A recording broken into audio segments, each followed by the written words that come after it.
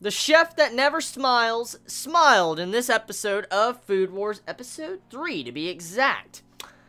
I kind of saw that coming. I mean, around the halfway point of the episode, when that was told to us as the watcher of the episode, and we were introduced to this chef that never smiled, and then they were in a competition with, like, who can make the best food in the classroom, I kind of considered that maybe the chef that was the strictest chef in the school, one of the strictest chefs, and also the chef that never smiled, I was going to assume something was going to happen that doesn't averagely happen all the time.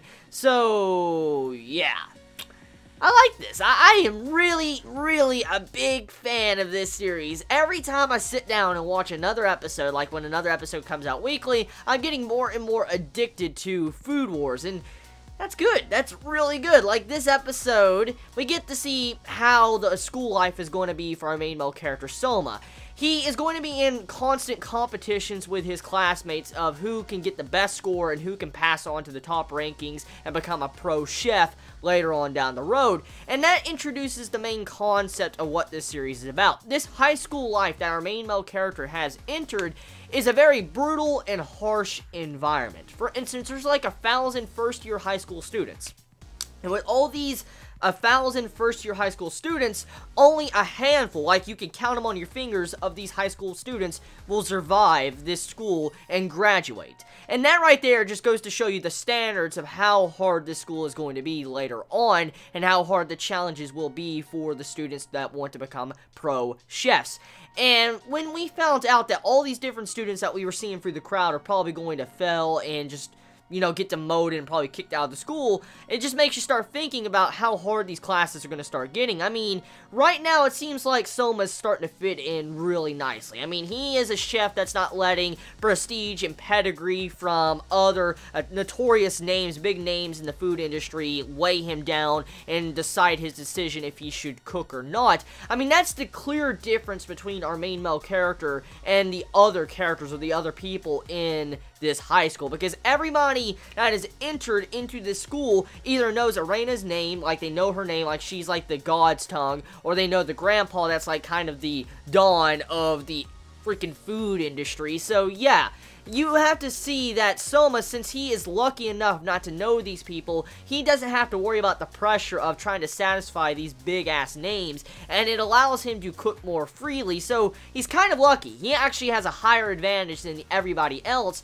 because he doesn't have to worry about, like, certain set people and let it weigh down his decision on what he cooks. And so I like that. I like that a lot. So Soma is definitely fitting in, and he's definitely becoming a very good chef, or he's already a very damn good chef. I mean, he made a chef that's one of the strictest chefs in the school fucking smile and then say, like, I wish I could rank this higher. Like, he states when he eats that food, he's like, I give you an A, but he's like, it's regrettable that I can't give you a higher rank, because this would definitely be higher than the A. Like, oh my god, they should make like an S rank. Like, they should straight up make an S rank, and that would be cool if that happened, but I highly doubt it. Still, to see how Soma impressed a chef like that, he is going to just dominate first year. I highly doubt he's really going to have much of a challenge later on unless something very serious happens. I don't think he's going to have much of a challenge besides fighting Arena. That's the only person I see that's going to give him any challenge whatsoever, because she has pride and she's stuck up. Like, I know, like I said last week, Arena is the main female character, which is very obvious. So she's eventually going to become a likable character. It's very apparent to me as a watcher of this series. She will eventually become a very likable character, and I'm probably going to be fangasming to her when I see her doing some incredible shit in the future. But at the moment, with her character introduction, I just don't like her prideful attitude, the way she acts in certain situations, like the way she failed our main male character Soma like that because she had a stuck-up pride. Like, she went tsundere. That's what she did. But, I mean, it wasn't a good type of tsundere. She was so stuck up, she was willing to ruin someone's life. Like, she had the options of ruining Soma's life. Like, if she would have done that, Soma's life would have been fucking ruined. And she doesn't realize that. That's what really makes me upset with her as a character, because she doesn't realize she has so much power, and with her using her pride and arrogance to judge someone like she did to Soma in last week's episode, and then still carrying it over in this episode, it irritates me, because she has so much pride, she can destroy someone's future. She can destroy anyone's hopes and dreams if she wanted to. And that's depressing as fuck, because she doesn't realize that's the real weight she holds. I mean, she knows but doesn't know. Like, I don't think she understands the real meaning behind what she holds in her hands when it comes to her position. And she could have ruined Soma if the grandpa wouldn't have been there. So hopefully she gets that pride and arrogance in check, and she gets bitch slapped very soon by Soma and learns how to put aside your arrogance and pride and actually be willing to accept what is good and what is not. Like, that's just dirty what she did. Like, saying it's disgusting, and then, you know, we know it was good because the way she was fangasming or foodgasming in her mind. So, getting off that topic, okay? This episode, we get introduced to a new female character. I think her name is Megumi. I think that's her name. Like, I probably got that wrong.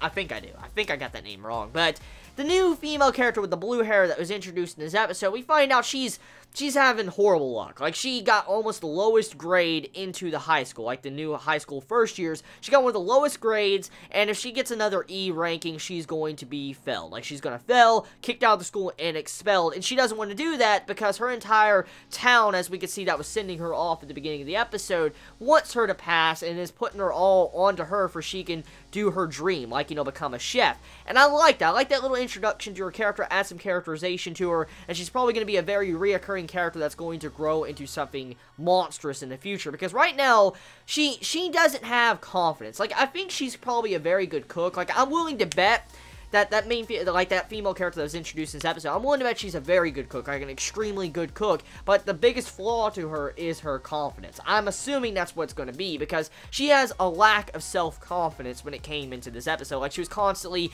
being very upset or thinking too hard on different situations, you know, letting everything get to her. And you had it to where Soma, he was just happy-go-lucky dude that was just, you know, bubbly and all that. He didn't give a shit at all, and he was just cooking and shit, and then he put on his war face, and, you know, he started cooking really good.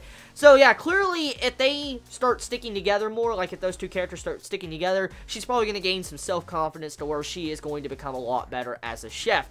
Now, I wonder how many dual cooking competitions there are going to be, because in this episode, you had it to where there's pairs cooking, and I wonder if these two, Soma and the girl that was introduced in this episode, they're going to become like some form of permanent pairs that work together. Or maybe this is kind of foreshadowing that Irena might become his partner, and I can assume she might fuck him over. Like, I want to assume that there's going to come a time to when Soma's going to get a partner that's going to fuck him over. Like, Irena, if he gets her as a partner, she's going to fuck him over. She will. She definitely will. And he and her's gonna have like a massive argument. That's probably gonna happen. So that's me theory crafting right now. Anyways, with this episode of Soma, I've enjoyed it from start to finish, as always, from the past 3 episodes I have watched. Music is on point, animation's on point, besides a CGI segment. There was a CGI segment in this episode that was kind of nasty. It was like, ugh. Like, you saw the cooking section where you saw everybody cooking that food when they were having that competition with Soma. You saw, like, CGI people just chopping food and all that. Like, ew. Like, it was kind of disguised because there was smoke and stuff covering it. But it was obvious that it was CGI. And I just instantly noticed when I saw it. I was like, ew, that's fucking nasty. That's really nasty. But regardless of that, the episode was very good. I enjoyed it. So tell me your thoughts. How did you feel about the ending tentacle rape going on with the poor girl getting raped by peanut butter tentacles? Just like, oh my god. Oh my god. Oh my god. So yeah, tell me your thoughts. You all have a wonderful day or night wherever you live. Please be safe. Chibi out.